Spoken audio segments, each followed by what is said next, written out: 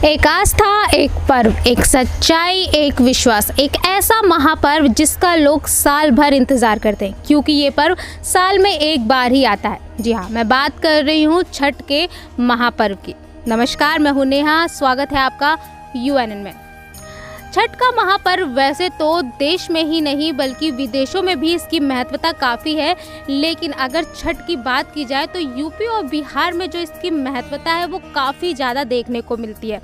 छठ का ये जो महापर्व है वो साल में एक बार आता है जिसको लोग पूरी निष्ठा और श्रद्धा से मनाते हैं। 4 दिन का ये महापर्व होता है जिसमें पहले दिन नहाय खाए होता है और दूसरे दिन खरना होता है। तीसरे दिन लोग डूबते हुए सूरज को अर्घ देते हैं और चौथे दिन उगते हुए सूरज को अर्घ दिया जाता है।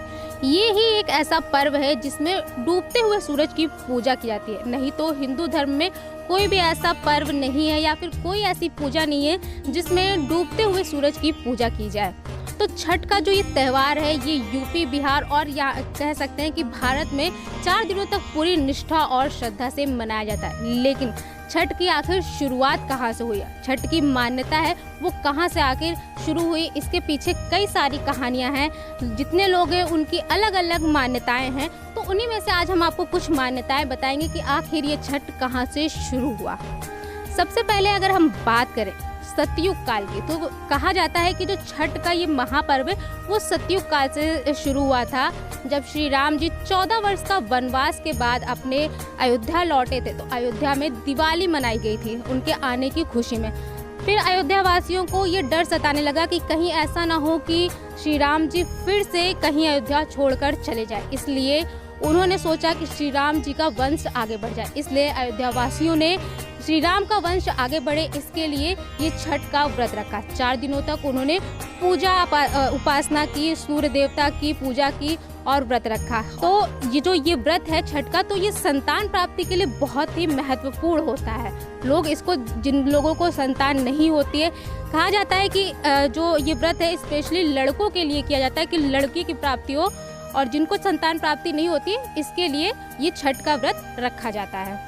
अब अगर हम बात करें अन्य मान्यता की, तो इसकी जो मान्यता है वो महाभारत काल से भी जुड़ी हुई है। कहा जाता है कि जब 5 पांडव अपना सारा राजपाट, अपनी सारी संपत्ति जुए में हार गए थे तो उनके घर में कलेश हो गया था, काफ़ी दुख उनके घर में हो गया था, जिसके लिए द्रौपदी ने छठी माता का व्रत रखा। उन्होंने सूर्य देवता की पूजना उपासना की और व्रत रखा, जिसके बाद से छठी माता ने प्रसन्न होकर उन्हें सुख शांति का आशीर्वाद दिया और उन्हें फिर से धन की प्राप्ति हुई।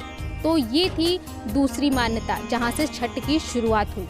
छठ पर्व से जुड़ी एक मान्यता यह भी है जो कि महाभारत काल से ही जुड़ी हुई है। कहा जाता है कि सूर्यपुत्र कर्ण, जो कि सूर्य देवता के बहुत बड़े भक्त थे, वो सूर्य देवता की उपासना करते थे, उनकी पूजा करते थे और नदी में खड़े होकर के उनको अर्घ दिया करते थे।